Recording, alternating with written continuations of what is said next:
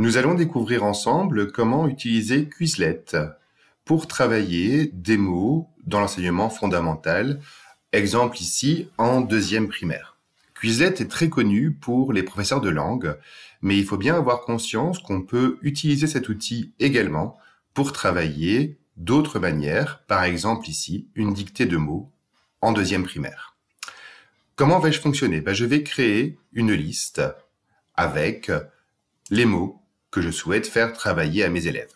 Je vais donner un titre à ma liste, les mots de la semaine 20 par exemple,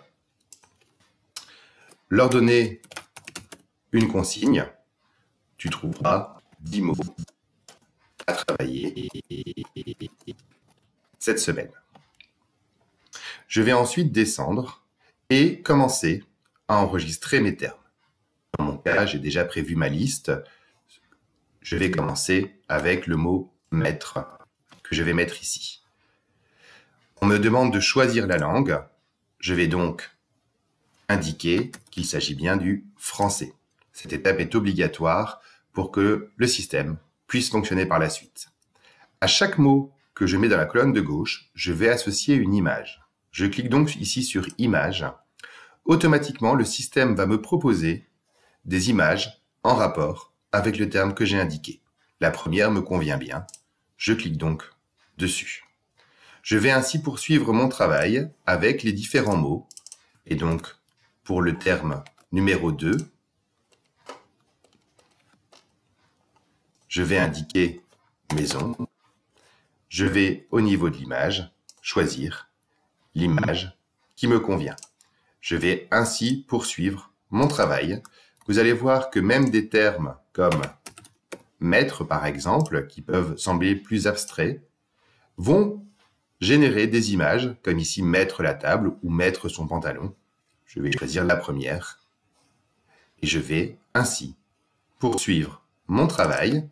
Vous allez voir que beaucoup d'images sont très pertinentes, par exemple ici, dans le cadre du terme minute. Je vais en ajouter une dernière avec marchand.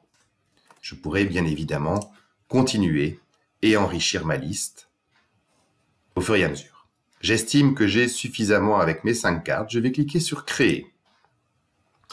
Ma liste s'enregistre. J'obtiens directement le lien que je vais pouvoir partager avec mes élèves.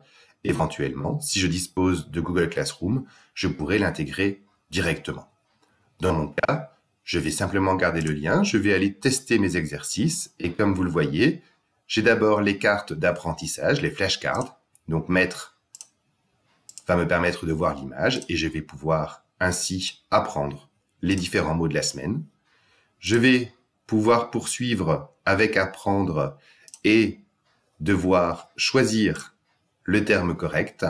Si je me trompe, il me propose de réviser celui-ci. Les autres options sont aussi disponibles, comme écrire, qui va demander de pouvoir indiquer le terme correct. Si par exemple, ici pour minute, je le mets au pluriel, on me corrige puisque le terme qui était à étudier est bien minute au singulier. D'autres options existent, également la dictée, tout à fait pertinente dans ce cas-ci, où là, je vais pouvoir écouter le terme et le taper. Également un petit test qui est généré automatiquement sur base des images, un QCM ou un vrai ou faux. Ensuite, au niveau des jeux, l'association qui me permettra de pouvoir faire glisser mes étiquettes et faire disparaître au fur et à mesure les mots et les images.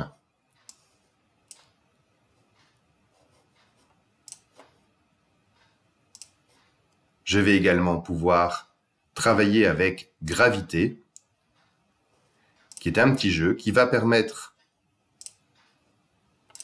de devoir taper le terme correct avant que l'astéroïde ne tombe directement.